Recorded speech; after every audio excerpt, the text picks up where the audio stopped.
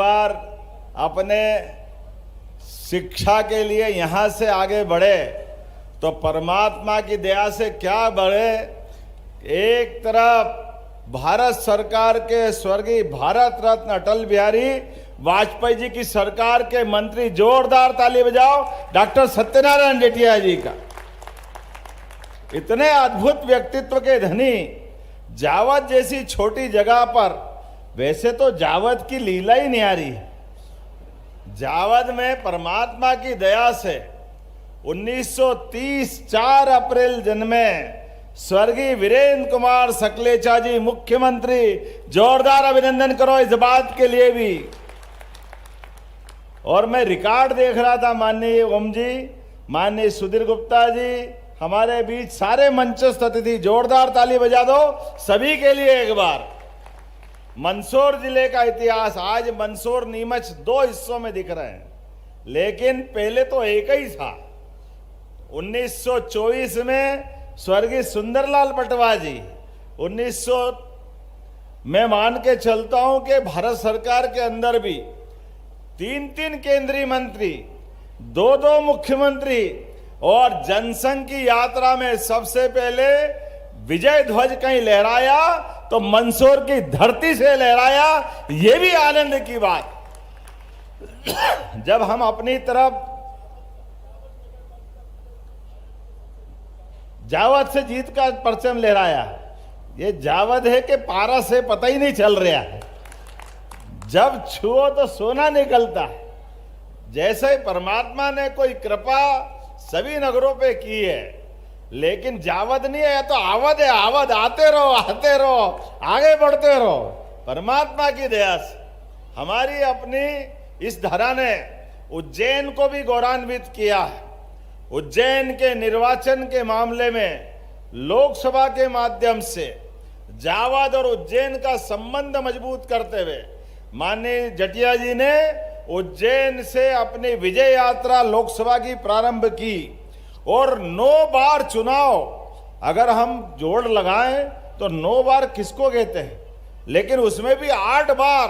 और ऐसे समय में जब बहुत हालात खराब थे, तब भी कोई चुनाव जीते ना जीते, उज्जैन से एक नाम आता, डॉक्टर सत्यनारायण जेठिया जी, वो जरूर चुनाव जीतते थे।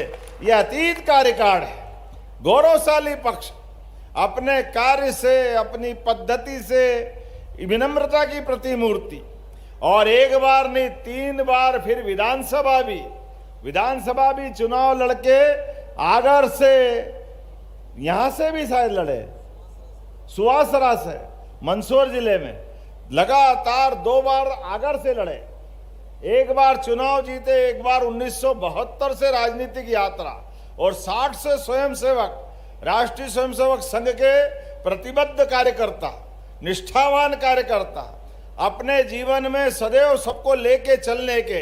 इसलिए पार्टी ने भी आपको कई दायित्वों का निर्वहन किया। इसमें यशस्वी प्रदेश के अध्यक्ष के नाते भी, जब मैं सांदीपनि विद्यालय के लोकार्पण में यहाँ उपस्थित हूँ, तो मैं आपके विद्यालय से विद्यार्थियों की यात्रा पे बात करना चाहूंगा। जोरदार ताली बजाए आज के इस भव्य भवन के लिए। क्या भवन बना है, अरे आनंद आ गया। जेठिया जी बता रहे थे, और जेठिया जी के हम में से अधिकांश लोग सरकारी स्कूलों में जब पढ़ के गए, तो बच्चों हमारे लिए बैठ के वहां पढ़ने के लिए टाट पट्टी भी नहीं थी। घर से टाट की बोरी लेके आओ तो बैठो, आप बरसात हो जाए तो वही ओढ़ के घर चले जाओ। अपने आने और जाने के साथ धूप आए तो छाया कर लो, बारिश हो तो ऊपर ले लो, स्कूल में जाओ तो टाट पट्टी का काम करा लो। लेकिन आज कितनी सुंदर सुंदर अपनी टेबल कुर्सियां लगी। यशस्वी प्रधानमंत्री के लिए जोरदार ताली बजाइए। उनके नेतृत्व में ये देश आगे बढ़ रहा है। यशस्वी प्रधानमंत्री के नेतृत्व में हम सब जीवन के सभी क्षेत्रों में समान रूप से आगे बढ़ रहे हैं। जब अपन आगे बढ़ रहे हैं तो भविष्य की ये पीढ़ी, इस पीढ़ी के लिए भी इसी विद्यालय के अंदर, अब मैं तो इसमें नाम ही सुन रहा हूं तो बड़ी अटपटी लग रही है। हमारे लिए तो प्रयोगशाला मतलब फिजिक्स, केमिस्ट्री, बॉटनी, जूलॉजी, इन सब की केमिस्ट्री के साथ जोड़ करके कई बार तो एक कक्ष में, कई बार थोड़ी सीसी अलग हटा करके उसी को लेबोरेटरी सप्तुर बना लेते थे। लेकिन अब देखो क्या stream laboratory, vocational laboratory, ICT, प्रयोगशाला, कैफेटेरिया, मल्टीपर्पज कोर्ट्स, मेरे को तो नाम ही याद नहीं आ रहा, पहली बार ही सुन रहा हूं। एनसीसी, स्काउट्स, डांस कक्ष अलग और स्मार्ट कक्ष अलग, और म्यूजिक को कक्ष और अलग, सर्व सुविधा युक्त पुस्तकालय, इंडोर जिम्नेशियम, प्री प्राइमरी कक्षाओं के लिए विशेष कक्ष, फर्नीचर।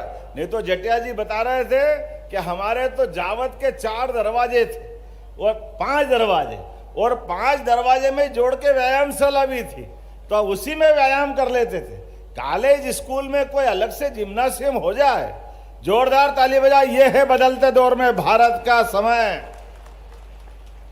देश के दुश्मनों की छाती पर भी दम से भारत का नाम गौरवान्वित करने वाले सशस्त्र सेना बल के लिए भी सारी सुविधा जुटा करके एक बार नहीं, देश के दुश्मन के घर में 2-2 बार घर में घुस के मार करके पाकिस्तान को सबक सिखाया। जोरदार ताली बजाओ। ये मोदी जी की सरकार का काम करने का तरीका है।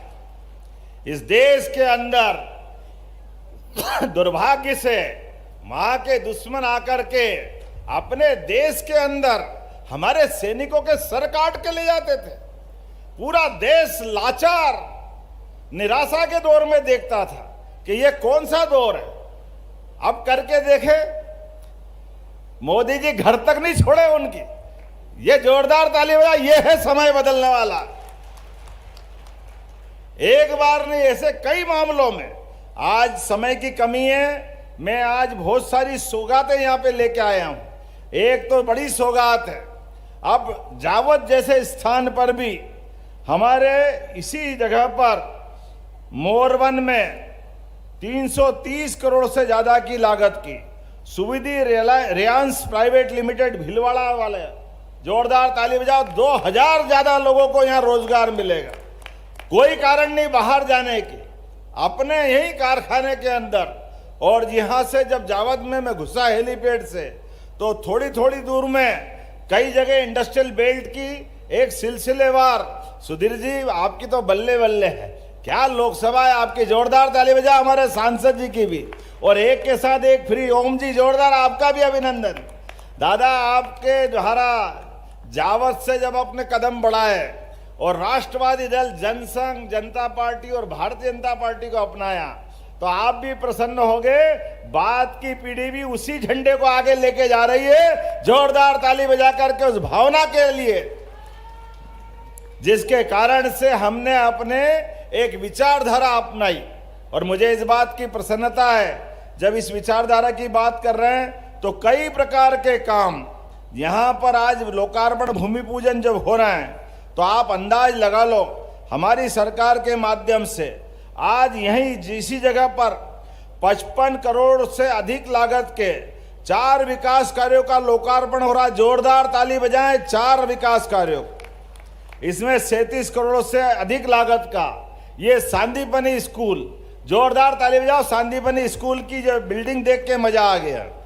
14 करोड़ की लागत से जावद अठाना सुखानंद मार्ग के 18 बाईपास कार का भी लोकार्पण हो रहा है। जोरदार। अब मैं तो बताऊं, आप ताली बजाते रहना। अंगोरा तालाब 2 करोड़ 75 लाख की लागत से इसका भी लोकार्पण हो रहा है। लोहारिया चुंडावत, थोड़ा मैं कभी बोलने में गलती कर तो माफ करना, ये आपका उच्चारण में कभी कभी गलती हो जाए।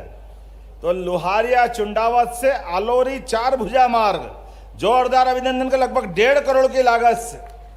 और 11 विकास कार्यों का भूमि पूजन 659 लाख, मतलब 60 ही हो गया, 659.99 लाख। अब इसका 1 लाख का क्या करूं, 660 ही कर दो, 99 लाख। लेकिन हिसाब किताब तो बारीक रखना पड़ता, मोदी जी का जमाना।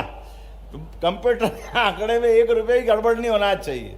मोदी जी कहते हैं इतना बारीक हिसाब रखो, इसीलिए वो कहते हैं ना खाऊंगा ना खाने। ये है समय।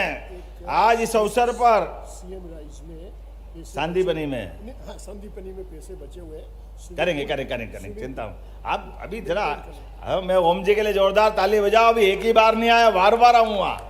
ओम जी आप जो चाहोगे सब करेंगे, आपके लिए कोई मना नहीं। 2,60,00,000 की लागत से कोज्जिया में शासकीय छात्रावास बच्चों के लिए पढ़ने के लिए बनाया जाएगा, जोरदार अभिनंदन करें। 11,70,00,000 की लागत से जावद की विभिन्न सड़कों और मार्ग का लोकार्पण भूमि पूजन किया है।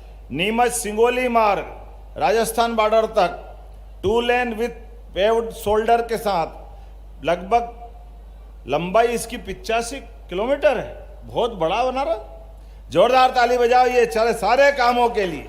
और जलगंगा संरक्षण अभियान, आज हमने तालाब का भूमि पूजन भी किया है, लोकार्पण भी किया है।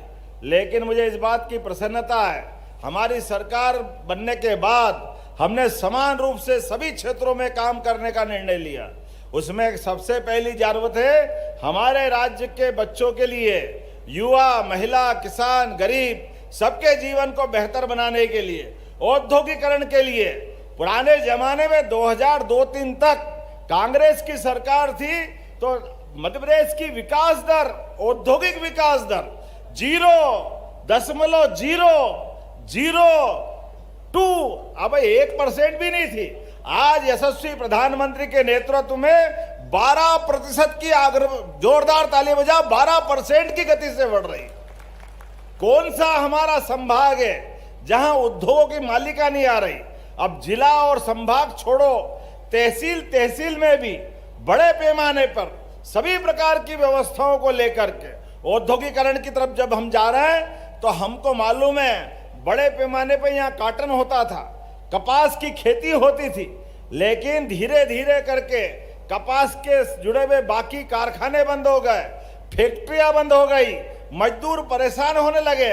मुझे इस बात की प्रसन्नता है, जैसे हमारी सरकार बनी 30 साल से लटका पड़ा था हुकुमचंद मिल इंदौर का मामला, 7,000 मजदूर 30 साल से उम्मीद में अब हमको पैसे मिलेंगे, हमारा हक मिलेगा, पेंशन मिलेगी, ग्रेच्युटी मिलेगी, लेकिन मिलने के बजाय उम्मीद में 2,000 लोग भगवान के यहाँ चले गए, 5,000 लोग बचे। हम आए, हमने कहा कोई बात नहीं, हमारी सरकार एक एक पैसा जिसका हक है उसको दिलवाएगी।